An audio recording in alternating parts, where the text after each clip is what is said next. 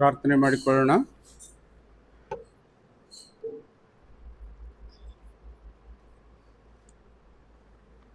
ಕಣ್ಮುಚ್ಚಿದ ಪ್ರಾರ್ಥನೆ ಮಾಡಿ.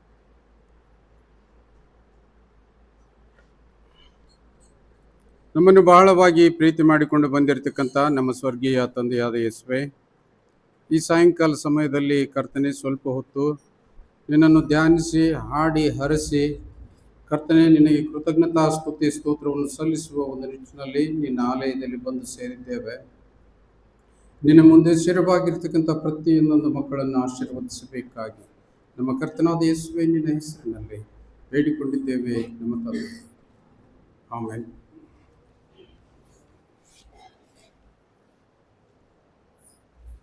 ಇಂದಿನ ಅಧ್ಯಯನಕ್ಕಾಗಿ ಆರಿಸಿಕೊಂಡಿರ್ತಕ್ಕಂಥ ವೇದವಾಕ್ಯವು ಯೋಹಾನನ ಸುವಾರ್ತೆಯಲ್ಲಿ 12ನೇ ಅಧ್ಯಾಯ 1ರಿಂದ 11 ವಚನಗಳವರೆಗೆ. ಯೋಹಾನನ ಸುವಾರ್ತೆ 12ನೇ ಅಧ್ಯಾಯ 1ರಿಂದ 11 ವಚನಗಳು ಓದ್ತೇನೆ. ಪಸ್ಕ ಹಬ್ಬವು ಇನ್ನೂ 6 ದಿವಸ ಮುಂದೆ ಇರಲಾಗಿ ಯೇಸು ಬೆಥನ್ಯಕ್ಕೆ ಬಂದು, ಯೇಸುವು ಸತ್ತವರೊಳಗಿಂದ ಎಬ್ಬಿಸಿದ ಲಾಜರನು ಅಲ್ಲಿದ್ದನು. ಯೇಸುವಿಗೆ ಅಲ್ಲಿ ಔತಣ ಮಾಡಿಸಲು ಮಾರ್ತಳು ನೆರವಾಗಿದ್ದಳು. ಲಾಜರನು ಆತನ ಸಂಗಡ ಊಟಕ್ಕೆ ಕೂತವರಲ್ಲಿ ಒಬ್ಬನು. ಆಗ ಮರಿಯಳು ಬಹು ಬೆಲೆಯುಳ್ಳ ಅಚ್ಚ ಜಟಮಾಂಸಿ ತೈಲವನ್ನು 1 ಸೇರಷ್ಟು ತಂದು ಯೇಸುವಿನ ಪಾದಕ್ಕೆ ಹಚ್ಚಿ ತನ್ನ ತಲೆಗೂದಲಿನಿಂದ ಆತನ ಪಾದಗಳನ್ನು ಒರೆಸಿದಳು. ಆ ತೈಲದ ಪರಿಮಳವು ಮನೆಯಲ್ಲೆಲ್ಲ ತುಂಬಿಕೊಂಡಿತ್ತು. ಆದರೆ ಆತನ ಶಿಷ್ಯರಲ್ಲಿ ಒಬ್ಬನು, ಅಂದರೆ ಆತನನ್ನು ಹಿಡುಕೊಡುವುದಕ್ಕಿದ್ದ ಯೂದನೆಂಬವನು, ಯಾಕೆ ಈ ತೈಲವನ್ನು 300 ಹಣಕ್ಕೆ ಮಾರಿ ಬಡವರಿಗೆ ಕೊಡಲಿಲ್ಲ ಅಂದನು. ಅವನು ಬಡವರಿಗೋಸ್ಕರ ಚಿಂತಿಸಿ ಇದನ್ನು ಹೇಳಲಿಲ್ಲ. ಅವನು ಕಳ್ಳನಾಗಿದ್ದು ತನ್ನ ವಶದಲ್ಲಿದ್ದ ಅವರ ಹಣದ ಚೀಲವನ್ನು ಹಾಕಿದ್ದನ್ನು ತಕ್ಕೊಳ್ಳುವವನಾಗಿದ್ದರಿಂದಲೇ ಹೇಳಿದನು. ಆಗ ಯೇಸು, ಈಕೆಯನ್ನು ಬಿಡು, ನನ್ನನ್ನು ಹೂಣಿಡುವ ದಿವಸಕ್ಕಾಗಿ ಅದನ್ನು ಇಟ್ಟುಕೊಳ್ಳಲಿ. ಬಡವರು ಯಾವಾಗಲೂ ನಿಮ್ಮ ಬಳಿಯಲ್ಲಿ ಇರುತ್ತಾರೆ, ಆದರೆ ನಾನು ಯಾವಾಗಲೂ ನಿಮ್ಮ ಬಳಿಯಲ್ಲಿ ಇರುವುದಿಲ್ಲ ಅಂದನು. ಯಹೂದ್ಯರ ಜನಸಮೂಹವು ಆತನು ಅಲ್ಲಿ ಇದ್ದಾನೆಂದು ತಿಳಿದು ಯೇಸುವನ್ನು ನೋಡುವುದಕ್ಕಾಗಿ ಮಾತ್ರವಲ್ಲದೆ ಆತನು ಸತ್ತವರೊಳಗಿಂದ ಎಬ್ಬಿಸಿದ ಲಾಜರನನ್ನು ಸಹ ನೋಡಬೇಕೆಂಬುದಾಗಿ ಬಂದರು. ಆದರೆ ಮಹಾಯಾಜಕರು ಲಾಜರನನ್ನು ಕೊಲ್ಲಬೇಕೆಂದು ಆಲೋಚಿಸಿದರು. ಯಾಕೆಂದರೆ ಅವನ ದೆಸೆಯಿಂದ ಯಹೂದ್ಯರಲ್ಲಿ ಅನೇಕರು ಹೋಗಿ ಯೇಸುವನ್ನು ನಂಬುವರಾದರು ಎಂಬುದು. ದೇವರು ಈ ವಾಕ್ಯವನ್ನು ನಮ್ಮೆಲ್ಲರ ಆತ್ಮೀಯ ಲಾಭಕ್ಕಾಗಿ ಆಶೀರ್ವದಿಸುವಾಗ ಇನ್ನೊಂದು ಚಿಕ್ಕ ಹಾಡು ಹಾಡುವಾಗ ಇವತ್ತಿನ ಕಾಣಿಕೆಯನ್ನು ಸ್ವೀಕಾರ ಮಾಡೋಣ. ಈ ವಾರವೆಲ್ಲ ನಾವು ಪರಿಶುದ್ಧ ವಾರವನ್ನಾಗಿ ಆಚರಿಸಿದೆವು. ಯೇಸು ಕ್ರಿಸ್ತನು ಕತ್ತೆಯ ಮೇಲೆ ಯೆರೂಸಲೇಮನ್ನು ಪ್ರವೇಶ ಮಾಡಿರ್ತಕ್ಕಂಥದ್ದು ಮತ್ತು ದೇವಾಲಯವನ್ನು ಶುದ್ಧೀಕರಣ ಮಾಡಿರ್ತಕ್ಕಂಥದ್ದು, ನಿನ್ನೆ ಯೇಸುವಿನ ಅಧಿಕಾರವನ್ನು ಪ್ರಶ್ನಿಸಿರ್ತಕ್ಕಂಥದ್ದು, ಇವತ್ತು ತೈಲಾಭಿಷೇಕದ ಬಗ್ಗೆ ನಾವು ಧ್ಯಾನ ಮಾಡಲಿಕ್ಕಿದ್ದೇವೆ. ಈ ಶುಭ ಶುಕ್ರವಾರ ದಿವಸದ ಕಾಣಿಕೆಯ ಕೊಡುಗೆಗಳಾಗಿ ಕೊಟ್ಟಿರ್ತಕ್ಕಂಥ ಮಹನೀಯರನ್ನು ನಾನು ಮತ್ತೆ ಮತ್ತೊಂದು ಆವರ್ತಿ ತಮ್ಮ ಮುಂದೆ ನೆನಪು ಮಾಡುತ್ತೇನೆ. ಈ ಶುಭ ಶುಕ್ರವಾರದ ಖರ್ಚಿಗಾಗಿ ನಮ್ಮ ಶಶಿಕಲಾ ಅವರು 2,000 ರೂಪಾಯಿಗಳನ್ನು ಕೊಟ್ಟಿರ್ತಕ್ಕಂಥದ್ದು ಮತ್ತು ನಮ್ಮ ಸುಭಾಷ್ ನಡುವಿನಕೇರಿಯವರು 1/2 ಕ್ವಿಂಟಲ್ ಅಕ್ಕಿ ಮತ್ತು ಸುಭಾಷ್ ನಾಟೇಕರ್ ಅವರು 1/2 ಕ್ವಿಂಟಲ್ ಅಕ್ಕಿ ಮತ್ತು 1,000 ರೂಪಾಯಿ ಕೊಟ್ಟಿದ್ದಲ್ಲದೆ ನಮ್ಮ ರೋಜಮ್ಮ ಡೇವಿಡ್ ಅಂತೇಳಿ ಅವರು ಮುಂಬೈಯಲ್ಲಿರ್ತಾರೆ. ಅವರಿಗೆ ಆಕ್ಸಿಡೆಂಟ್ ಆಯಿತು ಮತ್ತು ಆಶ್ಚರ್ಯಕರವಾದ ರೀತಿಯಲ್ಲಿ ಜೀವದಿಂದ ಉಳಿದು ಈ ಸಂದರ್ಭದಲ್ಲಿ ಅದರ ಕೃತಜ್ಞತೆಗಾಗಿ ಆ ಅಮ್ಮ 2,000 ರೂಪಾಯಿ ಕೊಟ್ಟಿದ್ದಾರೆ. ನಾವು ಅವರಿಗೂ ಕೂಡ ನಾವು ಪ್ರಾರ್ಥನೆಯಲ್ಲಿ ನಾವು ನೆನೆಸಿಕೊಳ್ಳೋಣ. ಅದಲ್ಲದೆ ಮತ್ತು ನಮ್ಮ ಜೋನಿ ಮೆಕ್ಯಾನಿಕ್ ಅವರು ಕೂಡ 1,000 ರೂಪಾಯಿ ಕೊಟ್ಟಿದ್ದಾರೆ. ನಮ್ಮಮ್ಮ ಪ್ರೇಮಮ್ಮ 500 ರೂಪಾಯಿ ಕೊಟ್ಟಿದ್ದಾರೆ. ಈ ರೀತಿಯಾಗಿ ಒಟ್ಟು 6,000 ರೂಪಾಯಿ ಜಮೆ ಆಗಿದೆ ಮತ್ತು ಅರ್ಧ ಕ್ವಿಂಟಲ್ ಅಕ್ಕಿ ಜಮೆ ಆಗಿದೆ. ಇನ್ನೂ ಯಾರಾದರೂ ಕೊಡ್ತಕ್ಕಂಥವರು ಯಾರಾದರೂ ಇದ್ದರೆ ದೇವರು ನಿಮ್ಮನ್ನು ಆಶೀರ್ವದಿಸಲಿ ಅಂತೇಳಿ ನಾನು ಪ್ರಾರ್ಥಿಸುವವನಾಗಿದ್ದೇನೆ. ಈ ಸಂದರ್ಭದಲ್ಲಿ ನಮ್ಮ ರೋಜಮ್ಮ ಅವರಿಗಾಗಿ ಸ್ವಲ್ಪ ಹೊತ್ತು ನಾವು ಕಣ್ಣುಗಳನ್ನು ಮುಚ್ಚಿ ಪ್ರಾರ್ಥನೆ ಮಾಡೋಣ. ನಮ್ಮ ರಕ್ಷಕನಾಗಿರ್ತಕ್ಕಂಥ ತಂದೆಯೇ, ಈ ಭೂಲೋಕದಲ್ಲಿ ನೀನು ಜೀವಿಸಿ ಅನೇಕ ಅದ್ಭುತ ಕಾರ್ಯಗಳನ್ನು ಮಾಡಿ ನೀನೇ ನಿಜವಾದ ತಂದೆ ಎಂದು ನಮ್ಮೆಲ್ಲರಿಗೆ ತಂದೆಯೇ ಒಂದು ಭರವಸೆಯನ್ನು ಕೊಟ್ಟಿರ್ತಕ್ಕಂಥ ನೀನು ಈ ಒಂದು ಸಂದರ್ಭದಲ್ಲಿ ತಂದೆಯೇ ರೋಜಮ್ಮ ಎಂಬತಕ್ಕಂಥ ಆ ನಿನ್ನ ಮಗಳು ಲಿಫ್ಟ್ನ ಅನಾಹುತದಿಂದ ಕರ್ತನೆ ಆಕೆ ಜೀವದಿಂದ ಪಾರಾಗಿದ್ದಾಳಾದರೂ ಕೂಡ ಆಕೆಗೆ ತೊಂದರೆಯಾಗಿರ್ಬೋದು, ತೊಂದರೆಯಿಂದ ಕರ್ತನೆ ಮುಕ್ತಿಗೊಳಿಸೆಂದು ನಿನ್ನನ್ನು ಬೇಡುತ್ತೇನೆ. ನಿನ್ನ ಮೇಲೆ ವಿಶ್ವಾಸವಿಟ್ಟಿರ್ತಕ್ಕಂಥ ನಿನ್ನ ಮಕ್ಕಳ ಕೈ ಎಂದಿಗೂ ಬಿಡದಂತೆ ಬಲಪಡಿಸುತ್ತದೆ. ಆಕೆಗೆ ಆಗಿರ್ತಕ್ಕಂಥ ಜೈವಿಕ ಅಡಚಣೆಗಾಗಿ ನಿನ್ನನ್ನು ವಂದಿಸುವವರಾಗಿದ್ದೇವೆ. ಆಕೆಯ ಎಲ್ಲ ಕಾಯಿಲೆ, ಕಷ್ಟ, ನೋವು, ಬಾಧೆ ಎಲ್ಲವನ್ನು ಸಹಿಸ್ತಕ್ಕಂಥ ಶಕ್ತಿ ಕೊಟ್ಟದ್ದಲ್ಲದೆ ಆಕೆ ಇನ್ನೂ ನಮ್ಮೊಟ್ಟಿಗೆ ಆರೋಗ್ಯವಾಗಿರಲು ಅವರ ಕುಟುಂಬ ಪ್ರತಿಯೊಬ್ಬೊಬ್ಬರನ್ನು ನೀನು ಆಶೀರ್ವದಿಸಬೇಕೆಂದು ನಮ್ಮ ಕರ್ತನಾದ ಯೇಸುವೆ ನಿನ್ನ ಹೆಸರಿನಲ್ಲಿ ಅತಿ ವಿನಯದಿಂದ ತಾಳ್ಮೆಯಿಂದ ಬೇಡಿ ಹೊಂದಿದ್ದೇವೆ ನಮ್ಮ ತಂದೆಯೇ. ಆಮೆನ್. ವಿಶೇಷವಾಗಿರ್ತಕ್ಕಂಥ ಸೂಚನೆ, ನಾಳಿನ ದಿವಸ ಕರ್ತನ ರಾತ್ರಿ ಭೋಜನ ಸಂಸ್ಕಾರವಿರ್ತದೆ. ಯೌನಸ್ಥ ಮಕ್ಕಳು ಮತ್ತು ಹಿರಿಯ ಸಭೆಯ ಪ್ರತಿಯೊಂದೊಂದು ಸಭಿಕರು ಅದರಲ್ಲಿ ಭಾಗವಹಿಸುವುದಕ್ಕಾಗಿ ನಾನು ಕೇಳ್ತೇನೆ. ಯಾಕಂತಂದರೆ ಅನೇಕರು ಆರಾಧನೆಗೆ ಬಾರದೇ ಇರತಕ್ಕಂಥದ್ದು ಭಾಳ ದುಃಖಕರವಾಗಿರ್ತಕ್ಕಂಥ ಸಂಗತಿ. ನಾವೆಲ್ಲ ಹೆಣ್ಣುಮಕ್ಕಳು ಜಾಸ್ತಿ ಇದ್ದೇವೆ, ಇನ್ನೂ ಅನೇಕರು ಬಂದಿಲ್ಲ ಅಂತೇಳಿ ಕಾಣಿಸ್ತದೆ. ಆದರೆ ಪ್ರತಿಯೊಬ್ಬೊಬ್ಬರು ಎಚ್ಚೆತ್ತುಕೊಳ್ಬೇಕು. ನಿಮ್ಮ ಮನೆಯ ಪಕ್ಕದಲ್ಲಿ ಇರ್ತಕ್ಕಂಥವ್ರಿಗೆ ಸ್ವಲ್ಪ ಒತ್ತಾಯ ಮಾಡೋಣ. ದೇವರು ನಮಗೆ ಜ್ಞಾನ ಕೊಟ್ಟಿದ್ದಾನೆ, ತಿಳುವಳಿಕೆ ಕೊಟ್ಟಿದ್ದಾನೆ. ನಿಮ್ಮಂತೆ ರಕ್ಷಣೆ ಎಲ್ಲರೂ ಹೊಂದಬೇಕು ಅಂತಕ್ಕಂಥ ಒಂದು ಒಳ್ಳೆಯ ಮನಸ್ಸು ನಮ್ಮ ಹತ್ರ ಇರಬೇಕಾದ್ರೆ ಇನ್ನೊಬ್ಬರನ್ನು ರಕ್ಷಣೆಯ ದಾರಿಯಲ್ಲಿ ನಡೆಸ್ತಕ್ಕಂಥದ್ದು ಕೂಡ ಅದು ನಮ್ಮ ಕರ್ತವ್ಯ ಆಗಿದೆ ಅಂತೇಳಿ ನಾನು ನಿಮಗೆ ಒತ್ತಿ ಹೇಳ್ತಾ ಇದ್ದೇನೆ.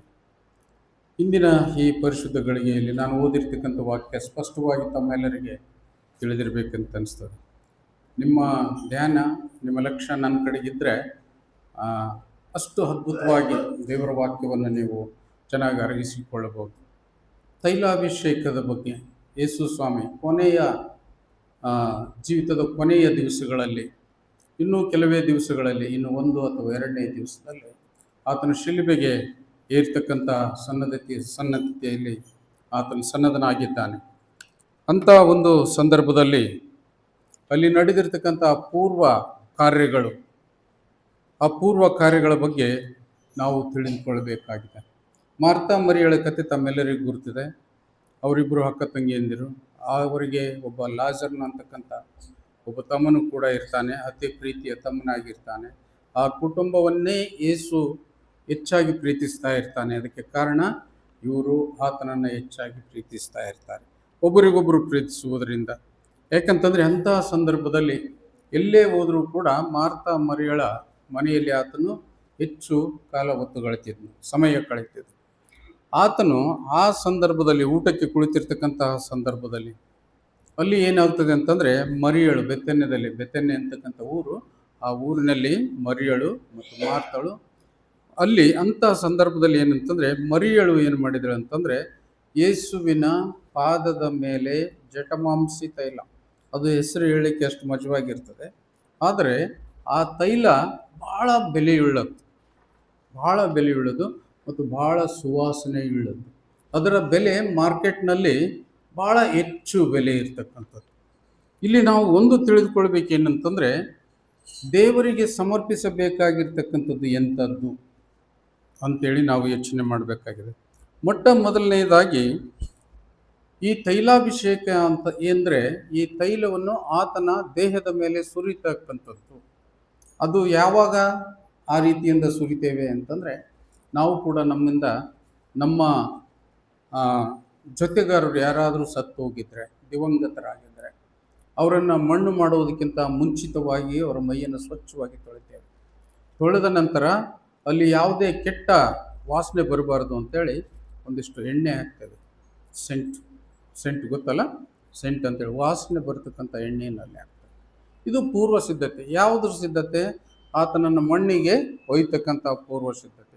ಅದೇ ಸಿದ್ಧತೆ ಇಲ್ಲಿ ಆ ಮರಿಯಳು ತಿಳಿದುಕೊಂಡಿದ್ದಳು. ಇನ್ನೂ ಕೆಲವೇ ದಿವಸದಲ್ಲಿ ಅಲ್ಲಿ ಏನಂತಂತಂದರೆ, ನನ್ನ ಸ್ವಾಮಿ ಶಿಲುಬೆಗೆ ಏರ್ತಾನೆ, ಶಿಲುಬೆಗೆ ಏರುವುದಕ್ಕಾಗಿ ಆತನಿಗೆ ನಾನು ಸಿದ್ಧತೆ ಮಾಡಬೇಕು. ಜನರೆಲ್ಲ ಬೇರೆ ತಿಳ್ಕೊಂಡಿರ್ತಾರೆ, ಜನರೆಲ್ಲ ಬೇರೆ ಬೇರೆ ತಿಳ್ಕೊಂಡಿರ್ತಾರೆ, ಆದರೆ ಆತ್ಮಿಕವಾಗಿ ತಿಳಿದುಕೊಂಡಿರ್ತಕ್ಕಂಥವಳು ಆಕೆ ಮರಿಯಳು ಮಾತ್ರ. ಆ ಮರಿಯಳು ತಿಳಿದಿರ್ತಾರೆ, ಇನ್ನು ಕೆಲವು ದಿವಸದಲ್ಲಿ ಕಳ್ಳರ ಕೈಗೆ ಆತನು ಸಿಕ್ಕಾಕೊಳ್ತಾನೆ, ಆತನನ್ನು ಶಿಲುಬೆಗೆ ಬಡಿತಾರೆ, ಆತನ ಶ್ರಮದಿಂದ ಆ ಶಿಲುಬೆಯ ಕೊಡ್ಡನ್ನು ಹೆಗಲ ಮೇಲೆ ಇಟ್ಟು ಒರೆಸಿಕೊಂಡು ಹೋಗ್ತಾರೆ, ಆತನಿಗೆ ಹಿಂಸೆ ಕೊಡ್ತಾರೆ ಅಂತಕ್ಕಂಥದ್ದು ಅಡ್ವಾನ್ಸ್ ಆಗಿ ಅವರಿಗೆ ಗೊತ್ತಿತ್ತು ಮುಂದೆ ನಡೀತಕ್ಕಂಥದ್ದು. ಇಂತಹ ಸಂದರ್ಭದಲ್ಲಿ ಆಕೆ ಏನು ಮಾಡ್ತಾಳೆ ಅಂತಂದರೆ, ಒಂದು ಸೇರು ಜಟಮಾಂಸಿ ತೈಲ ಅಂತೇಳಿ, ಇಲ್ಲಿ ಸತ್ಯವೇದದಲ್ಲಿ ಜಟಮಾಂಸಿ ತೈಲ ಅಂತೇಳಿ ಬರ್ತದೆ, ಆದರೆ ಅದರ ವಿವರಣೆ ಏನಿದೆ ಅಂತಂದರೆ ಅದು ಬಹು ಬೆಲೆಯುಳ್ಳ ಎಣ್ಣೆಯಾಗಿತ್ತು ಅಂತೇಳಿ. ಆ ಎಣ್ಣೆಯನ್ನು ಆತನ ಮೇಲೆ ಸುರಿತಾಳೆ. ಅದರ ಉದ್ದೇಶ ಏನಂತಂದರೆ ಆತನನ್ನು ಸಿದ್ಧತೆ ಪಡಿಸ್ತಕ್ಕಂಥ ಉದ್ದೇಶ. ಅಂತಹ ಸಂದರ್ಭದಲ್ಲಿ ಅಲ್ಲಿ ಇಸ್ಕರಿಯೂತ ಅಂತೇಳಿರ್ತಾನೆ, ಯೂದ, ಯೇಸು ಕ್ರಿಸ್ತನ ಜೊತೆಯಲ್ಲಿ ಇರ್ತಕ್ಕಂಥ ಒಬ್ಬ ಶಿಷ್ಯ. ಅದು ಗೊತ್ತಿತ್ತು, ಸತ್ಯವೇದದಲ್ಲಿ ಅಡ್ವಾನ್ಸ್ ಆಗಿ ಹೋಗ್ತೇವೆ.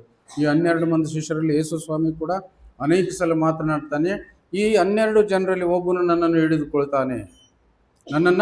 ಹಿಡಿದುಕೊಳ್ತಾನೆ. ಆತನಿಗೆ ಲೌಕಿಕವಾಗಿ ಅತಿಯಾದ ಆಸೆ ಇದೆ, ದುಡ್ಡಿನ ಅಂಶ ಆತನಿಗೆ ಇದೆ.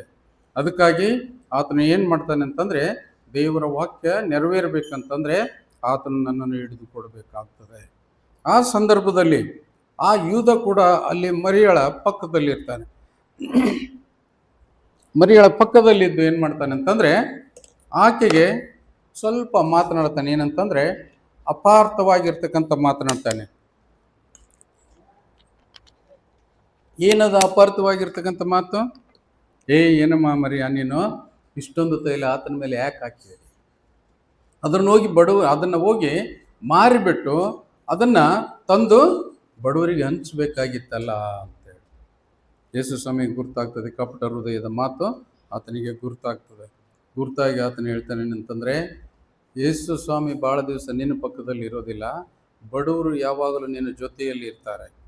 ಬಡವರಿಗೆ ದಾನ ಮಾಡಬೇಕು, ಅವ್ರಿಗೆ ಸಹಾಯ ಮಾಡಬೇಕು ಅಂತಕ್ಕಂಥ ಒಳ್ಳೆಯ ಮನಸ್ಸು ನಿನಗಿದ್ರೆ ಅವರು ಸದಾಕಾಲ ನಿನ್ನ ಜೊತೆಯಲ್ಲಿ ಇರ್ತಾರೆ, ಆವಾಗ ಸಹಾಯ ಮಾಡು.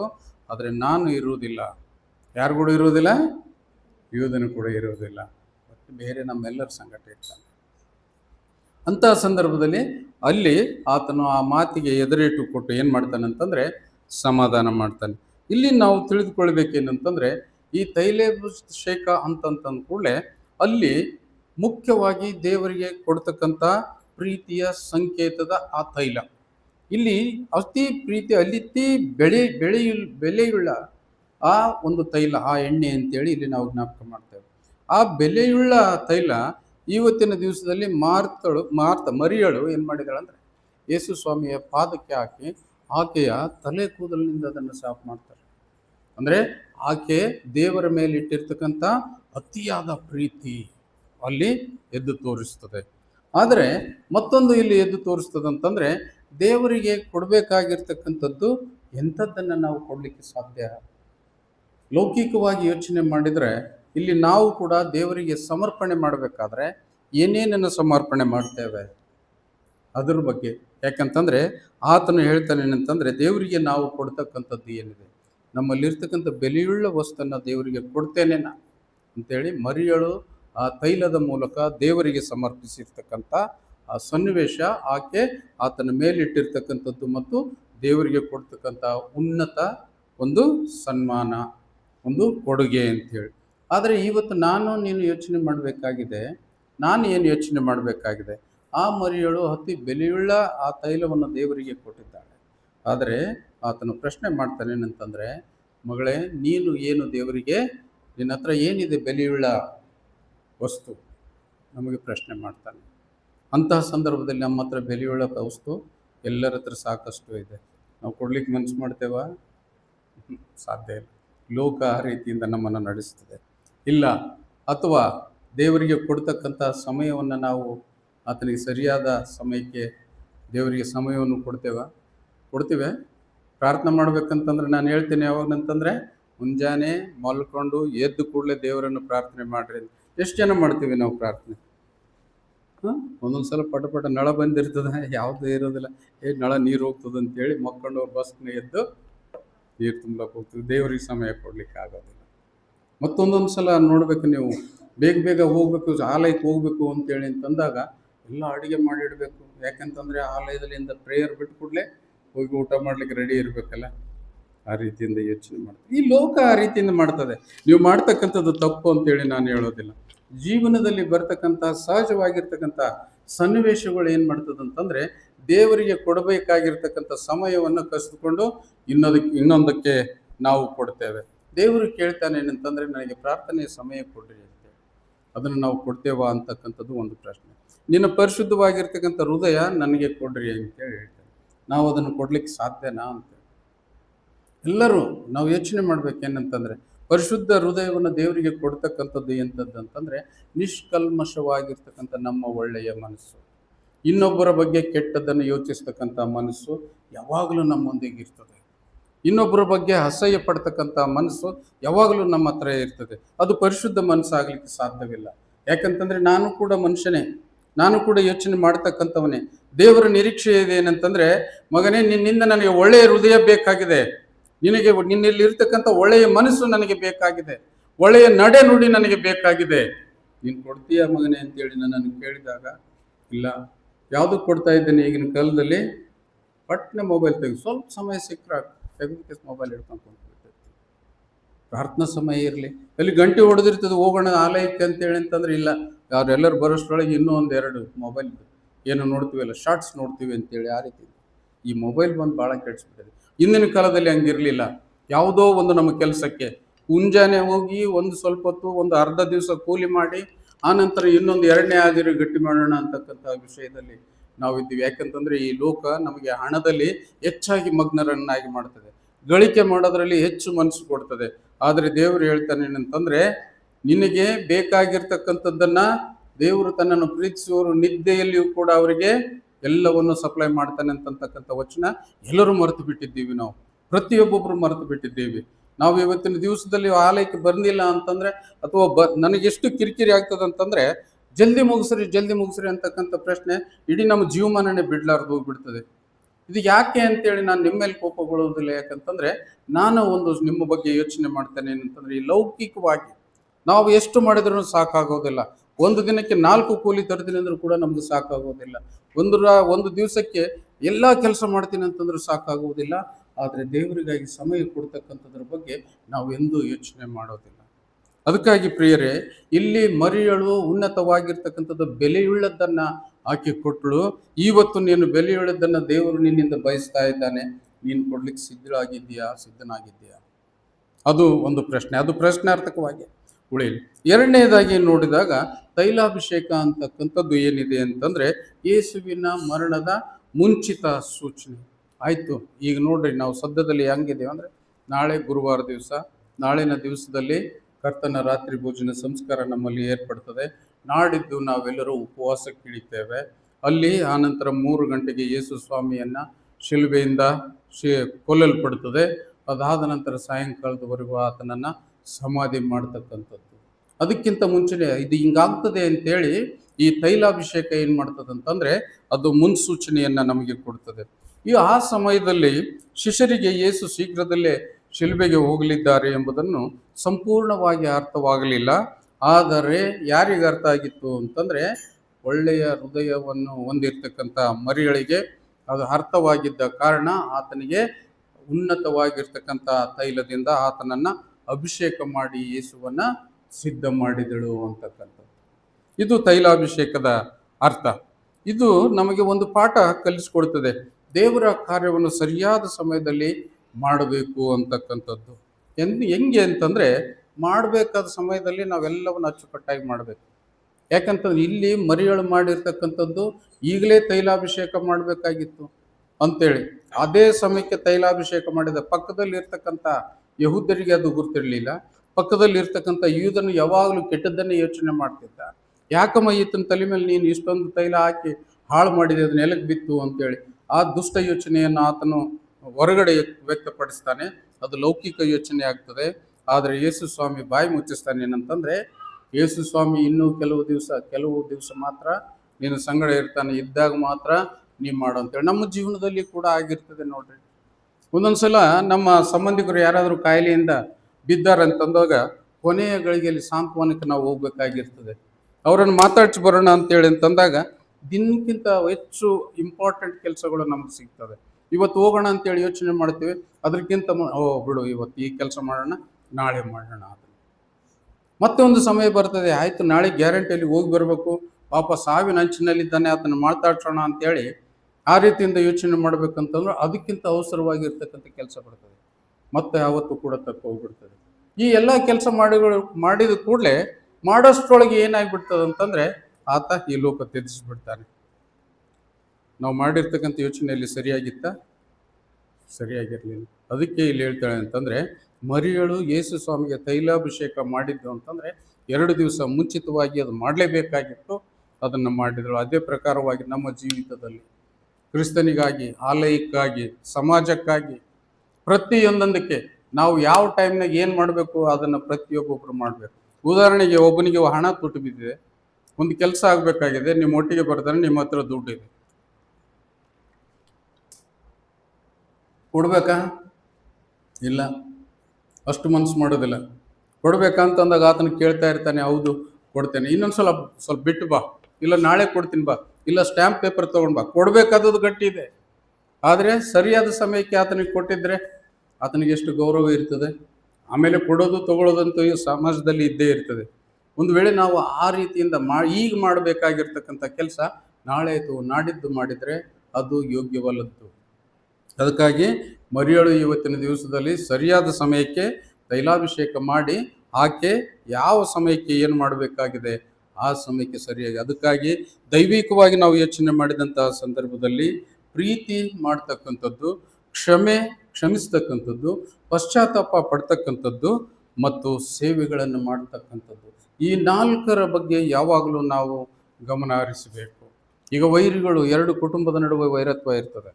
ನಾವು ನಡುವೆ ಇದ್ದು ಹೇಳ್ತೇವೆ, ಪಾಸ್ಟರ್ ಆಗಿ ಹೇಳ್ತೇವೆ, ಅಪ್ಪ ಆತನ ಆಡಿರ್ತಕ್ಕಂಥ ಮಾತುಗಳನ್ನು ನೀನು ಕ್ಷಮಾಪಣೆ ಮಾಡಬೇಕು. ಅದರಲ್ಲಿ ಈತನಿಗೆ ಕೂಡ ನಾವು ಹೇಳ್ತೇವೆ, ಅಪ್ಪ ನೀನು ಕೂಡ ಮಾಡಿದ್ಯಾ, ದಯವಿಟ್ಟು ಆ ಮಾತನ್ನು ನೀನು ಕ್ಷಮಾಪಣೆ ಮಾಡು. ಮುಂದೆ ನೋಡಮ್ ತಗೋರಿ ಸರ್, ಈಗೇನು ಬಂದದ್ದು ಅಂತೇಳಿ ಅನೇಕರು ಅಂದಿರ್ತಕ್ಕಂಥ ವಯಸ್ಸು. ಈಗ ಯಾಕೆ ಮಾತಾಡೋಣ ಅಂತೇಳಿ ನಾವು ಇಬ್ಬರನ್ನ ಕರೆಸಿ ಅಲ್ಲಿ ಕುಂದಿರ್ಸಿದ್ವಿ ಅಂತಂದೊತ್ನಾಗ, ಈಗ ಟೈಮಿಲ್ಲ ಸರ್, ನಾನು ಹೋಗ್ಬೇಕಾಗಿದೆ ಬಜಾರಕ್ಕೆ, ಈ ರೀತಿಯಿಂದ ಕುಂಟು ನೆಪಗಳನ್ನು ಹೇಳ್ತಕ್ಕಂಥದ್ದು. ದೇವರ ವಿಷಯದಲ್ಲಿ, ಒಳ್ಳೆಯ ವಿಷಯದಲ್ಲಿ ಯಾವುದೇ ಒಂದು ಒಳ್ಳೇದಾಗ್ತದೆ ಅಂತಂದಾಗ ಸರಿಯಾದ ಸಮಯಕ್ಕೆ ಮಾಡಬೇಕಾದದ್ದನ್ನು ಮಾತ್ರ ಮಾಡಬೇಕು ನಾವು. ಇವತ್ತು ಎದುರಿನ ಪಾರ್ಟಿ ನೀನು ಕ್ಷಮಾಪಣೆ ಕೇಳು, ತಪ್ಪಾಗಿದೆ ಅಂತೇಳಿ ಆತನು ಹೇಳ್ತಾ ಇದ್ದಾನೆ, ನಾನು ಕ್ಷಮಿಸಿದ್ದೇನೆ ಅಂತೇಳಿ ಒಂದು ಮಾತು ಅಂತಂದ್ರೆ ಈಗ ಬೇಡ್ರಿ, ಯಾವಾಗನೂ ಹೇಳೋಣ ನಡಿ ಅಲ್ಲ. ಕ್ರೈಸ್ತದ ಮಾತೇ ಅಲ್ಲ. ಕ್ರೈಸ್ತತ್ವರಲ್ಲಿ ಜಗಳ ಬೇಡ, ಕ್ರೈಸ್ತತ್ವರಲ್ಲಿ ವೈರತ್ವ ಬೇಡ. ನಾವು 70-80 ವರ್ಷಗಳಿಂದ ನಾವು ನಿಮ್ಮನ್ನು ಬೋಧಿಸ್ತಾ ಇದ್ದೇವೆ. ಒಂದು ದಿವಸ ಒಂದು ಕುಟುಂಬ ಪರಿವರ್ತನೆಯಾಗಿರ್ತಕ್ಕಂಥದ್ದು ಎಲ್ಲೂ ಕಾಣಲಿಲ್ಲ ಪ್ರಿಯರೇ. ಈ ಲೋಕ ಆ ರೀತಿಯಿಂದ ನಮಗೆ ನಡೆಸ್ತದೆ, ಅದು ತಪ್ಪು ಅಂತೇಳಿ ಇವತ್ತಿನ ದಿವಸದಲ್ಲಿ ಈ ತೈಲಾಭಿಷೇಕದ ಪಾಠದ ಮುಖಾಂತರವಾಗಿ ನಾವು ತಿಳ್ಬೇಕು. ಯಾವಾಗ ಕ್ಷಮಾಪಣೆ ಮಾಡಬೇಕು ಅವಾಗ ಕ್ಷಮಾಪಣೆ ಮಾಡಬೇಕು, ಯಾವಾಗ ಪಶ್ಚಾತ್ತಾಪ ಪಡಬೇಕು ಅವಾಗ ಪಶ್ಚಾತ್ತಾಪ ಪಡಬೇಕು, ಯಾವಾಗ ಉಪವಾಸ ಮಾಡಬೇಕು ಅವಾಗ ಉಪವಾಸ ಮಾಡಬೇಕು.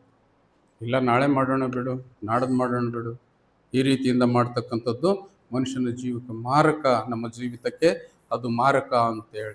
ಒಂದೊಂದು ಸಲ ಏನಾಗ್ಬಿಡ್ತದೆ ಅಂತಂದರೆ, ಮೂರನೇದಾಗಿ ನಾವು ತಿಳ್ಕೊಳ್ಬೇಕು, ಲೋಕಕ್ಕೆ ವ್ಯರ್ಥವೆನಿಸಿದು ದೇವರಿಗೆ ಅಮೂಲ್ಯವಾಗಿರ್ತದೆ. ಈ ಲೋಕದಲ್ಲಿ ನಾವು ಮಾಡ್ತಕ್ಕಂಥದ್ದು ಕೆಲವ್ರಿಗೆ ಏನು ಮಾಡ್ತದೆ ಅಂತಂದರೆ ಅದು ಕೆಟ್ಟದಾಗಿ ಕಾಣಿಸ್ತದೆ. ಯಾವುದು ಕೆಟ್ಟದಾಗಿ ಕಾಣಿಸ್ತದೆ ಅಂತೇಳಿ ಒಂದೊಂದು ಜ್ಞಾಪಕ ಮಾಡ್ತೇನೆ.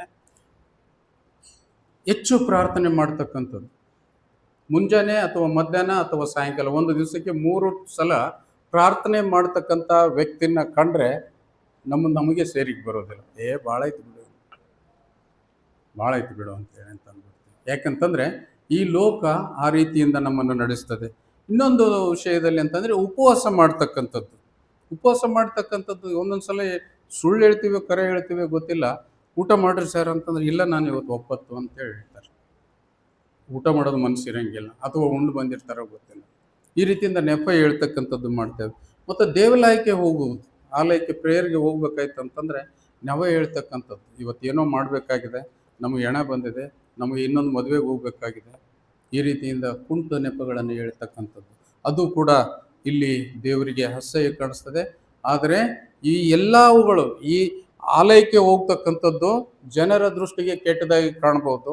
ಹೆಚ್ಚು ಪ್ರಾರ್ಥನೆ ಮಾಡ್ತಕ್ಕಂಥದ್ದು ನಮ್ಮ ನೆರೆಹೊರೆಯವರಿಗೆ ಕೆಟ್ಟದಾಗಿ ಕಾಣಬಹುದು. ಬಡವರಿಗೆ ಸಹಾಯ ಮಾಡ್ತಕ್ಕಂಥದ್ದು ಅದು ನಮ್ಮ ಸಮಾಜದಲ್ಲಿ ಬಹಳ ಐತಿ ಬಿಡಪ್ಪ ಅಂತೇಳಿ ಈ ರೀತಿಯಿಂದ ಕೆಣಕತಕ್ಕಂಥ ಮಾತು, ಅಸಹ್ಯವಾಗಿರ್ತಕ್ಕಂಥ ಮಾತು ಅದು ಆಗಿದ್ದರೆ ಅದು ದೇವರಿಗೆ ಬಹಳ ಅಮೂಲ್ಯವಾದದ್ದಾಗಿರ್ತದೆ. ಪ್ರಾರ್ಥನೆ ಮಾಡ್ತಕ್ಕಂಥವ್ರನ್ನ ದೇವರು ಯಾವಾಗಲೂ ಕನಿಕರಿಸ್ತಾನೆ. ಉಪವಾಸ ಮಾಡ್ತಕ್ಕಂಥವ್ರನ್ನ ದೇವರು ಯಾವಾಗಲೂ ಕರುಣಿಸಿ ನೋಡ್ತಾನೆ. ದೇವಾಲಯಕ್ಕೆ ಹೋಗ್ತಕ್ಕಂಥವ್ರನ್ನ ದೇವರು ತನ್ನ ಜೀವಿತದಲ್ಲಿ ಹೆಚ್ಚಾಗಿ ಅವರನ್ನು ಗೌರವಿಸ್ತಾನೆ. ಪಾಪವನ್ನು ಬಿಟ್ಟು ಪವಿತ್ರ ಜೀವನ ನಡೆಸ್ತಕ್ಕಂಥವ್ರನ್ನ ಅನೇಕರು ಹೇಳ್ತಾರೆ, ಈತ ಯಾವಾಗ ನೋಡಿದ್ರು ಬರೀ ಜಪ ಮಾಡಿದ್ರೆ, ಈತ ಯಾವಾಗ ನೋಡಿದ್ರು ಬರೀ ಬೈಬಲ್ ಹಿಡಿದಿರ್ತಾನೆ, ಈತ ಯಾವಾಗ ನೋಡಿದ್ರೂ ಅದೇನಂತೀವಲ್ಲ ಪ್ರೈಸ್ ದ ಲಾರ್ಡ್ ಬರೀ ಅದೇ ಮಾತಾಡ್ತಾನೆ ಅಂತೇಳಿ ಈ ರೀತಿಯಿಂದ ಆಡ್ತಕ್ಕಂಥದ್ದು ಸಮಾಜಕ್ಕೆ ಕೆಟ್ಟದ್ದು ಕಂಡ್ರೆ ಅವೆಲ್ಲವೂ ದೇವರಿಗೆ ಬಹಳ ಅಮೂಲ್ಯವಾಗಿರ್ತದೆ ಅಂತೇಳಿ. ಅದಾದ ನಂತರ ಅದು 3ನೇ ವಚನದಲ್ಲಿ ಒಂದು ಓದೋಣ ನಾವು. ಬರೆದ ಸುವಾರ್ತೆಯಲ್ಲಿ 12ನೇ ಅಧ್ಯಾಯ 3ನೇ ವಚನ ನೋಡೋಣ.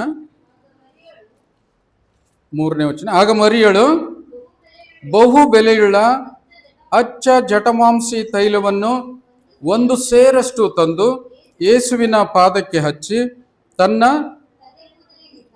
ತಲೆಗೂದಲಿನಿಂದ ಆತನ ಪಾದಗಳನ್ನು ಒರೆಸಿದಳು. ಆ ತೈಲದ ಪರಿಮಳವು ಮನೆಯಲ್ಲೆಲ್ಲ ತುಂಬಿಕೊಂಡಿತ್ತು. ನಮಗೆ ಬೇಕಾಗಿರ್ತಕ್ಕಂಥದ್ದು ಅಷ್ಟೇ. ಆಕೆ ಮಾಡಿರ್ತಕ್ಕಂಥದ್ದೇನು? ಎಲ್ಲ ಒಳ್ಳೆ ಕೆಲಸನೇ ಮಾಡಿದ್ರು. ಆಕೆ ಏನು ಮಾಡಿದಳು? ಆ ತೈಲ ತಂದಳು, ಯೇಸುವಿನ ತಲೆ ಮತ್ತು ಪಾದದ ಮೇಲೆ ಹಾಕಿದಳು. ಆಕೆ ತನ್ನ ತಲೆ ಕೂದಲಿನಿಂದ ಒರೆಸಿದಳು. ಇಲ್ಲಿ ಅದನ್ನು ನಾವು ಡೈರೆಕ್ಟಾಗಿ ನೋಡಿದರೆ ಯಾರ್ಯಾರು ಏನೇನು ಯೋಚನೆ ಮಾಡ್ತೀವೋ ಗೊತ್ತಿಲ್ಲ. ಹೌದಾ? ಮಾಡ್ತೀವಿಲ್ಲ? ವಕ್ರ ದೃಷ್ಟಿ ಅನ್ನೋದು ನಮ್ಮ ಪ್ರತಿಯೊಬ್ಬೊಬ್ಬರ ಜೀವಿತದಲ್ಲಿ ಇರ್ತದೆ. ಕೊಂಕು ಮಾತಾಡ್ತಕ್ಕಂಥದ್ದು ಪ್ರತಿಯೊಬ್ಬೊಬ್ಬರ ಬಾಯಲ್ಲಿರ್ತದೆ. ಟಾಂಟ್ ಮಾತಾಡ್ತಕ್ಕಂಥದ್ದು ಪ್ರತಿಯೊಬ್ಬೊಬ್ಬರ ಜೀವಿತದಲ್ಲಿ ಇರ್ತದೆ.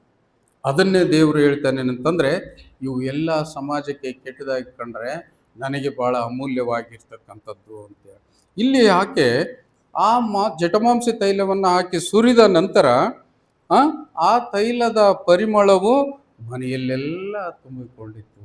ಆದವು ಪರಿಮಳ ಅಲ್ಲ, ಅದು ಎಣ್ಣೆ ಅಲ್ಲ, ಅದರದ್ದು ವಾಸನೆ ಅಲ್ಲ, ಇಡೀ ಕುಟುಂಬದಲ್ಲೆಲ್ಲ ತುಂಬಿಕೊಂಡಿತ್ತು. ಅದಕ್ಕೆ ಇಲ್ಲಿ ಹೇಳ್ತದೆ ಅಂತಂದರೆ, ನಿಮ್ಮ ಜೀವಿತದಲ್ಲಿ ನಿಮ್ಮ ಜೀವನದ ಆ ಒಂದು ತೈಲದ ಪರಿಮಳ ಯಾವ ರೀತಿಯಿಂದ ಕುಟುಂಬ ತುಂಬಿಕೊಂಡಿತ್ತು. ನಮ್ಮ ಜೀವಿತದಲ್ಲಿ ಏನಾದರೂ ನಾವು ಮಾಡತಕ್ಕಂಥ ಕೆಲಸದ ವಾಸನೆ ಇನ್ನೊಬ್ಬರಿಗೆ ತುಂಬಿತಾ, ಇನ್ನೊಬ್ರಿಗೆ ಕೇಳ್ತಾ, ಇನ್ನೊಬ್ಬರ ಮೂಗಿಗೆ ಏನಾದರೂ ಹತ್ತಿತಾ, ಆ ರೀತಿಯಿಂದ ಯೋಚನೆ ಮಾಡಬೇಕಾಗಿರ್ತಕ್ಕಂಥದ್ದು. ಅದ್ರ ಸಲುವಾಗಿ ನಮ್ಮ ಜೀವನದಿಂದ ಯಾವ ವಾಸನೆ ಬರ್ತಾ ಇದೆ, ಯಾವುದು ವಾಸನೆ ಬರ್ತಾ ಇದೆ? ಇಲ್ಲಿ ಹೇಳ್ತಾನೆ ಏನಂತಂದರೆ, ನಮ್ಮ ಜೀವನದಿಂದ ಕೋಪದ ವಾಸನೆ ಬರ್ತಾ ಇದೆ ಅಂತ. ಕೋಪದ ವಾಸನೆ ಬರ್ತಾ ಇದೆ. ಅಲ್ಲಿ ಮರಿಯಳು ಹಾಕಿರ್ತಕ್ಕಂಥ ತೈಲದಿಂದ ಒಳ್ಳೆ ಪರಿಮಳ ಬರ್ತದೆ, ಎಲ್ಲರೂ ವಾಸನೆ ನೋಡ್ತಾರೆ. ಇಲ್ಲಿ ಎಂಥ ವಾಸನೆ ಬರ್ತಾ ಇದೆ? ಕೋಪದ ವಾಸನೆ ಬರ್ತಾ ಇದೆ, ಅಹಂಕಾರದ ವಾಸನೆ ಬರ್ತಾ ಇದೆ, ಅಥವಾ ಬೇರೆ ಯಾವುದೋ ಕೆಟ್ಟ ವಾಸನೆ ಬರ್ತಾ ಇದೆ. ಇನ್ನೂ ಹುಡುಗರು ಯಾರಾದರೂ ಗುಟ್ಕ ಪಟ್ಕ ತಿನ್ನೋರು ಇದ್ರೆ ಅಂತಂದರೆ ಆ ವಾಸನೆ ಅಂತೂ ಮುಗಿದೋಯ್ತು, ಅದನ್ನ ಯಾರು ನೋಡ್ಬೇಕು. ಆದರೆ ಇಲ್ಲಿ ಹೇಳ್ತಾನೆ ಏನಂತಂದರೆ, ದೇವರಿಗೆ ಬಹಳ ಮುಖ್ಯವಾಗಿರ್ತಕ್ಕಂಥ ಒಂದು ವಿಷಯ ಏನಂತಂದರೆ, ಒಡೆದ ಹೃದಯ, ಪ್ರೀತಿ ತುಂಬಿದ ಹೃದಯ. ಆ ಹೃದಯದ ವಾಸನೆ ಇಡೀ ನಮ್ಮ ಕುಟುಂಬಕ್ಕೆ ಬರಬೇಕಾಗಿದೆ. ಆ ಹೃದಯದ ವಾಸನೆ ಇಡೀ ನಮ್ಮ ಗಲ್ಲಿಗೆ ಬರಬೇಕಾಗಿದೆ. ಆ ಹೃದಯದ ಒಳ್ಳೆಯ ವಾಸನೆ ನಮ್ಮ ಸಭೆಗೆ ಬರಬೇಕಾಗಿದೆ, ನಮ್ಮ ಊರಿಗೆ ಬರಬೇಕಾಗಿದೆ. ಆ ರೀತಿಯಲ್ಲಿ ನಿನ್ನ ಜೀವಿತ ಇದೆ ಅಂತೇಳಿ ಇವತ್ತಾಂತರ್ಯದಲ್ಲಿ ದೇವರು ನಮ್ಮನ್ನು ಪ್ರಶ್ನೆ ಮಾಡ್ತಾ ಇದ್ದಾರೆ. ನಿಜವಾದ ಪಶ್ಚಾತ್ತಾಪ ನಮ್ಮ ಜೀವಿತದಲ್ಲಿ ಪ್ರತಿಯೊಬ್ಬೊಬ್ಬರು ಯೋಚನೆ ಮಾಡಬೇಕಾಗಿರ್ತಕ್ಕಂಥದ್ದು, ನನ್ನನ್ನು ನಾನು ತಿಳಿದುಕೊಂಡು ನಡೀತಕ್ಕಂಥದ್ದು ಪಶ್ಚಾತ್ತಾಪ. ನಮ್ಮ ಜೀವಿತದಲ್ಲಿ ನಾವು ಏನು ಮಾಡ್ತಾ ಇದ್ದೇವೆ? ನಮ್ಮ ಜೀವಿತದಲ್ಲಿ ನಾವು ಸರಿಯಾಗಿ ನಮ್ಮ ಹಾದಿಯಲ್ಲಿ ನಾವು ನಡೀತಾ ಇದ್ದೇವಾ, ಅಥವಾ ಡಾಂಬಿಕ ಜೀವನ ಮಾಡ್ತಾ ಇದ್ದೇವಾ ಅಂತಕ್ಕಂಥದ್ದು ಒಂದು ಪ್ರಶ್ನೆ. ಮನುಷ್ಯ ಹುಟ್ಟಿದಂದಿನಿಂದಲೂ ಪಾಪಿ ಅಂತೇಳಿ ದೇವರು ಅಂದಿರ್ತಾನೆ. ತಿಳಿದೋ ತಿಳಿಯದೆ ಈ ಲೋಕದಲ್ಲಿ ನಾವು ಪಾಪ ಮಾಡ್ತಾನೆ ಇರ್ತೀವಿ. ಅದಕ್ಕಾಗಿ ಪಶ್ಚಾತ್ತಾಪ ಪಡ್ರಿ. ಮಾಡಿದ್ದಾಯ್ತು, ಒಪ್ಪಿಕೊಳ್ಬೇಕಾಗಿರ್ತಕ್ಕಂಥದ್ದು ನಮ್ಮ ಜೀವಿತ. ಅದಕ್ಕಾಗಿ ನಿಜವಾದ ಪಶ್ಚಾತ್ತಾಪ ಪಡ್ತಕ್ಕಂಥದ್ದು ಏನಾಗ್ತದೆ ಅಂತಂದರೆ, ಆ ಪಶ್ಚಾತ್ತಾಪದ ವಾಸನೆ ಇಡೀ ನಮ್ಮ ಸಮಾಜಕ್ಕೆ ಗೊತ್ತಾಗ್ತದೆ. ನಾವೆಲ್ಲರೂ ಮಾತನಾಡಬೇಕು. ಹೌದು, ಆವತ್ತಿನ ದಿವಸದಲ್ಲಿ ಭಾಳ ಕಠಿಣವಾಗಿದ್ದ ಆತನು ಬಹಳ ಕ್ರೂರವಾಗಿ ಇನ್ನೊಬ್ಬರು ಕೂಡ ಲಡಾಯಿ ಮಾಡಿದ, ಜಗಳ ಮಾಡಿದ. ಆದರೆ ಇವತ್ತಿನ ದಿವಸದಲ್ಲಿ ಆತನು ಎಷ್ಟು ಒಳ್ಳೆ ಮನುಷ್ಯನಾಗಿದ್ದಾನಲ್ಲಪ್ಪ. ನಮ್ಮ ವಾಸನೆ ಅಂಥ ವಾಸನೆ ಬರಬೇಕು. ಪರಿವರ್ತಿತ ಜೀವನ. ಆತನು ಇವತ್ತು ಬದಲಾಗಿದ್ದಾನೆ. ಆವತ್ತು ಆಡಿರ್ತಕ್ಕಂಥ ಕೆಟ್ಟ ಬೈಗುಳ, ಕೆಟ್ಟ ಮಾತು ಇವತ್ತಿನ ದಿವಸದಲ್ಲಿ ಬರೋದಿಲ್ಲ. ಆತನು ಯಾವಾಗಲೂ ಪ್ರೈಸ್ ದಿ ಲಾರ್ಡ್ ಅಂತೇಳಿ ಮಾತನಾಡ್ತಾ ಇದ್ದಾನೆ. ದೇವರನ್ನು ಸ್ತುತಿಸಿರಿ ಅಂತೇಳಿ ಮಾತನಾಡ್ತಾ ಇದ್ದಾನೆ. ಸತ್ಯವೇದದಲ್ಲಿ ಹೆಚ್ಚು ಸಮಯ ಕಳೀತಾ ಇದ್ದಾನೆ. ಆರಾಧನೆಗೆ ಬರ್ತಕ್ಕಂಥದ್ರಲ್ಲಿ ಆತನು ಹೆಚ್ಚಾದ ಸಮಯ ಕಳೀತಾ ಇದ್ದಾನೆ. ಈ ರೀತಿಯಿಂದ ಬರ್ತಕ್ಕಂಥದ್ದು ಅದು ವಾಸನೆ. ಆ ತೈಲದ ಪರಿಮಳ ಆ ಕುಟುಂಬದಲ್ಲಿ ಯಾವ ರೀತಿಯಿಂದ ಬಂತೋ ಅದೇ ಪ್ರಕಾರ ಪರಿಮಳ ಕೂಡ ನಮ್ಮ ಸಭೆಯಲ್ಲಿ ಬರಬೇಕಾಗಿದೆ, ನಮ್ಮ ಸಮಾಜದಲ್ಲಿ ಬರಬೇಕಾಗಿದೆ. ಅದಕ್ಕಾಗಿ ಪ್ರಿಯರೇ, ಈ ತೈಲಾಭಿಷೇಕದ ದಿವಸದಂದು, ದೇವರ ಕೊನೆಯ ದಿವಸದ ಕೊನೆಯ ಕ್ಷಣಗಳಲ್ಲಿ ನಾನು ನೀನು ದೇವರಿಗೆ ಸಮರ್ಪಣೆ ಮಾಡ್ತಕ್ಕಂಥದ್ದೇನು ಅಮೂಲ್ಯವಾದ ಸಮಯವನ್ನು ಆತನಿಗೆ ಸಮರ್ಪಣೆ ಮಾಡಿರಿ. ನಿಜವಾದ ಪಶ್ಚಾತ್ತಾಪದ ಹೃದಯ ಆತನಿಗೆ ತೋರಿಸಿರಿ. ಪರಿಮಳ ತುಂಬಿರ್ತಕ್ಕಂಥ ಹೃದಯ ಇಡೀ ನಮ್ಮ ಸಭೆಯಲ್ಲಿ ಹೆಚ್ಚು ಅಮೂಲ್ಯವಾದ ವಾಸನೆ ಬರಲಿಕ್ಕಾಗ್ತಕ್ಕಂಥ ರೀತಿಯಲ್ಲಿ ನಿಮ್ಮ ಜೀವಿತ ಇರಲಿ ಅಂತೇಳಿ ಇವತ್ತಿನ ದಿವಸದಲ್ಲಿ ದೇವರ ವಾಕ್ಯದ ಮುಖಾಂತರವಾಗಿ ನಾವು ತಿಳಿದು ನಡೆದರೆ ಎಷ್ಟೋ ಉನ್ನತಕ್ಕೆ ಇರ್ತೇವೆ. ದೇವರು ನಿಮ್ಮನ್ನು ಆಶೀರ್ವದಿಸಲಿ. ಪ್ರಾರ್ಥನೆ ಮಾಡೋಣ. ಪರಿಶುದ್ಧನು ಪರಿಶುದ್ಧನು ಪರಿಶುದ್ಧನು, ದೂತಗಣಗಳ ಒಡೆಯನು, ನಮ್ಮೆಲ್ಲರ ರಕ್ಷಕನೂ ಆಗಿರ್ತಕ್ಕಂಥ ನಮ್ಮ ಸ್ವರ್ಗೀಯ ತಂದೆಯಾದ ಯೇಸುವೆ, ಈ ಒಂದು ಸಂದರ್ಭದಲ್ಲಿ ತಂದೆಯೇ ಸ್ವಲ್ಪ ಹೊತ್ತು ನಿನ್ನ ಕಡೆ ಗಮನ ಕೊಟ್ಟು ನಮ್ಮ ಹೃದಯವನ್ನು, ನಮ್ಮ ಮನಸ್ಸನ್ನು ನಿನಗೆ ಸಂಪೂರ್ಣವಾಗಿ ಒಪ್ಪಿಸಿ ತಂದೆಯೇ, ಅಂದಿನ ಶ್ರಮ ಮರಣ ದಿವಸಗಳಲ್ಲಿ ನೀನು ಪಟ್ಟಿರ್ತಕ್ಕಂಥ ಆ ಶ್ರಮ, ಆ ಕಷ್ಟ, ಅವುಗಳನ್ನು ನಾವು ನೆನೆಸಿ ಈ ಸಂದರ್ಭದಲ್ಲಿ ಸ್ವಲ್ಪ ಹೊತ್ತು ನಮ್ಮನ್ನು ನಾವು ಹೊಂದಿಸಿಕೊಂಡಿದ್ದೇವೆ. ಉಪವಾಸದ ಮುಖಾಂತರವಾಗಿ, ಪ್ರಾರ್ಥನೆ ಮಾಡುವುದರ ಮುಖಾಂತರವಾಗಿ, ಇನ್ನೊಬ್ಬರಿಗೆ ಸಹಾಯ ಮಾಡುವವರ ಮುಖಾಂತರವಾಗಿ, ಇನ್ನೊಬ್ಬರನ್ನು ಪ್ರೀತಿಯಿಂದ ಕಾಣುವುದರ ಮುಖಾಂತರವಾಗಿ ನಮ್ಮನ್ನು ನಾವು ತ್ಯಾಗ ಮಾಡಿಕೊಂಡು ಕ್ರೈಸ್ತರು ಎನಿಸಿಕೊಂಡದ್ದಲ್ಲದೆ ನಿನಗೆ ಪ್ರೀತಿಯ ಮಗನು ಎನಿಸಿಕೊಳ್ಳುವುದಕ್ಕೆ ಪರಿತಪಿಸ್ತಾ ಇದ್ದೇವೆ. ತಂದೆಯೇ, ಅಂದಿನ ದಿವಸದಲ್ಲಿ ಆ ಮರಿಯಳು ಮಾಡಿರ್ತಕ್ಕಂಥ ಆ ಸೂಚಕ ಕಾರ್ಯ ಈ ಸಂದರ್ಭದಲ್ಲಿ ತಂದೆಯೇ, ನೀನು ಅದ್ಭುತವಾಗಿ ಲಾಜರನನ್ನು ಎಬ್ಬಿಸಿರ್ತಕ್ಕಂಥ ಸಂದರ್ಭದಲ್ಲಿ ಅಲ್ಲಿರ್ತಕ್ಕಂಥ ಉನ್ನತ ಕುಲದವರು ಎನಿಸಿಕೊಂಡಿರ್ತಕ್ಕಂಥ ಯಹೂದ್ಯರು ತಂದೆಯೇ ಒಂದು ಮೋಸದ ಹೃದಯವನ್ನು ಹೊಂದಿ ನಿನ್ನ ಬಳಿಗೆ ಬಂದಿದ್ದರು. ಅವರ ಮನಸ್ಸನ್ನು, ಅವರ ಹೃದಯವನ್ನು ಪರೀಕ್ಷಿಸಿರ್ತಕ್ಕಂಥ ಅಲ್ಲಿ ಅವರು ಕಳವಳಪಟ್ಟರು ತಂದೆಯೇ, ಲಾಜರನನ್ನು ಕೊಲ್ಲಬೇಕೆಂತಕ್ಕಂಥ ಉದ್ದೇಶವನ್ನು. ಒಂದು ವೇಳೆ ಲಾಜರನು ಇನ್ನೂ ಬಹು ದಿವಸಗಳ ಕಾಲ ಈ ಭೂಲೋಕದಲ್ಲಿ ಜೀವಿಸಿದೆಯಾದರೆ ಅನೇಕರು ನಿನ್ನ ಮೇಲೆ ಭರವಸೆ ಬಿಟ್ಟು ಯಹೂದ್ಯರೆಲ್ಲರೂ ಕ್ರೈಸ್ತರೆನಿಸಿಕೊಳ್ಳುತ್ತಾರೆ ಅಂತಕ್ಕಂಥ ಒಂದು ಯೋಚನೆ ಅವರದಾಗಿತ್ತು. ತಂದೆಯೇ, ಆ ಪ್ರಕಾರವಾಗಿ ನಾವು ಕಪಟ ಹೃದಯವನ್ನು ಹೊಂದಿದವರಲ್ಲದೆ ಪರಿಶುದ್ಧ ಹೃದಯವನ್ನು ಹೊಂದಿ ನಿನ್ನೊಟ್ಟಿಗೆ ಇದ್ದು ನಿನ್ನೊಟ್ಟಿಗೆ ತೋರಿಸಿಕೊಟ್ಟಿರ್ತಕ್ಕಂಥ ನಿತ್ಯ ಜೀವದ ಹಾದಿಯಲ್ಲಿ ಇಕ್ಕಟ್ಟಾದ ಬಾಗಿಲಿನಲ್ಲಿ ಪ್ರವೇಶ ಮಾಡತಕ್ಕಂಥ ನಿಟ್ಟಿನಲ್ಲಿ ನಾವು ಮುಂದೆ ನಡೆಯಬೇಕಾಗಿದೆ. ಈ ಸಂದರ್ಭಕ್ಕಾಗಿ ಈ ಸ್ವಲ್ಪ ಹೊತ್ತು ಕುಳಿತು ಕೇಳಿರ್ತಕ್ಕಂಥ ಎಲ್ಲ ನಿನ್ನ ಮಕ್ಕಳನ್ನು ಆಶೀರ್ವದಿಸು ತಂದೆಯೇ. ದಿನವಿಡೀ ದುಡಿದು ದಣಿದು ಬಂದಿರತಕ್ಕಂಥ ನಿನ್ನ ಮಕ್ಕಳಿಗೆ ಸಮಾಧಾನ, ಶಾಂತಿ ಮತ್ತು ದಣಿವು ನಿವಾರಣೆಯನ್ನು ನೀನು ದಯಪಾಲಿಸಿ ಎಂದು ನಿನ್ನನ್ನು ಬೇಡುತ್ತೇನೆ. ಈ ರಾತ್ರಿಯಲ್ಲಿ ಸುಖವಾದ ನಿದ್ರೆಯನ್ನು ನಮಗೆ ದಯಪಾಲಿಸು ಪ್ರಿಯನೇ.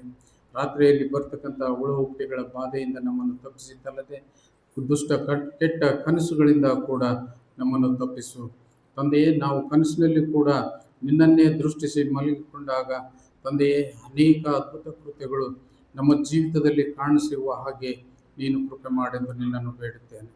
ಈ ಸಂದರ್ಭದಲ್ಲಿ ನಿನ್ನ ಆಲಯದಲ್ಲಿ ಸೇರಿ ಬಂದಿರತಕ್ಕಂಥ ಪ್ರತಿಯೊಬ್ಬೊಬ್ಬರಿಗಾಗಿ ನಾನು ಪ್ರಾರ್ಥಿಸುವಾಗ ಬಾರದೇ ಇರತಕ್ಕಂಥ ಮಕ್ಕಳಿಗಾಗಿ ಕೂಡ ನಾನು ಪ್ರಾರ್ಥಿಸುತ್ತೇನೆ.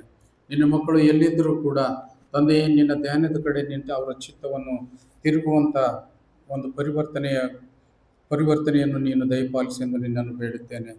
ತಂದೆಯೇ, ನಾವು ಇನ್ನೂ ಭಕ್ತಿಯಲ್ಲಿ ಅಭಿವೃದ್ಧಿ ಹೊಂದಬೇಕಾಗಿದೆ. ಸತ್ಯವೇದ ವಾಕ್ಯವನ್ನು ನಾವು ಇನ್ನೂ ಕೇಳಬೇಕಾಗಿದೆ.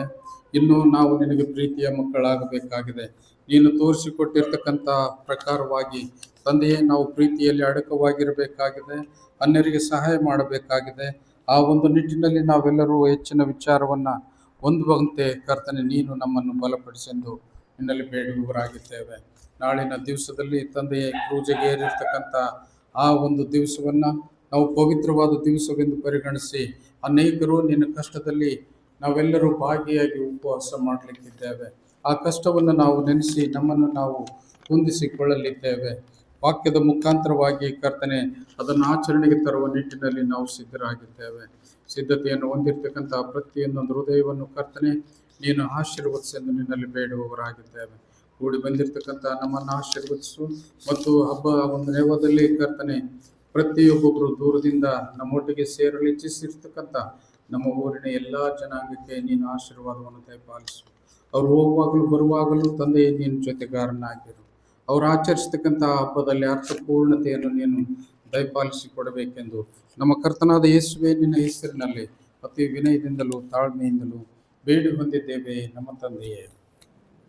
ಪರಲೋಕದಲ್ಲಿರುವ ನಮ್ಮ ತಂದೆಯೇ, ನಿನ್ನ ನಾಮವು ಪರಿಶುದ್ಧವೆಂದು ಎಣಿಸಲ್ಪಡಲಿ. ನಿನ್ನ ರಾಜ್ಯವು ಬರಲಿ. ನಿನ್ನ ಚಿತ್ತವು ಪರಲೋಕದಲ್ಲಿ ನೆರವೇರುವ ಪ್ರಕಾರ ಭೂಲೋಕದಲ್ಲಿ ನೆರವೇರಲಿ. ನಮ್ಮ ಅನುದಿನದ ಆಹಾರವನ್ನು ದಯಪಾಲಿಸಿಕೊಡು. ನಮಗೆ ತಪ್ಪು ಮಾಡಿದರನ್ನು ನಾವು ಕ್ಷಮಿಸುವಂತೆ ನಮ್ಮ ತಪ್ಪುಗಳನ್ನು ಕ್ಷಮಿಸು. ನಮ್ಮನ್ನು ಶೋಧನೆಯಲ್ಲಿ ಸೇರಿಸದೆ ಕೇಡಿನಿಂದ ತಪ್ಪಿಸು. ಯಾಕಂದರೆ ರಾಜ್ಯವು ಬಲವು ಮಹಿಮೆಯು ಸದಾಕಾಲ ನಿನ್ನವೇ ಸ್ವಾಮಿ. ಆಮೆನ್. ಈಗಲೂ ನಮ್ಮ ಕರ್ತನಾದ ಯೇಸು ಕ್ರಿಸ್ತನ ಕೃಪೆಯು ತಂದೆಯಾದ ದೇವರ ನಿನ್ನ ಪ್ರೀತಿಯು ಪರಿಶುದ್ಧಾತ್ಮನೇ ನಿನ್ನ ಸಹಾಯ ಅನ್ಯೂನ್ಯತೆ ಚಿರಶಾಂತಿ ನೆಮ್ಮದಿ ಕೂಡಿ ಬಂದಿರತಕ್ಕಂಥ ಎಲ್ಲ ನಿನ್ನ ಮಕ್ಕಳ ಮೇಲೆ ನಿತ್ಯ ನಿರಂತರ ನೆಲೆಯಾಗಿರಲಿ ತಂದೆಯೇ. ಆಮೆನ್.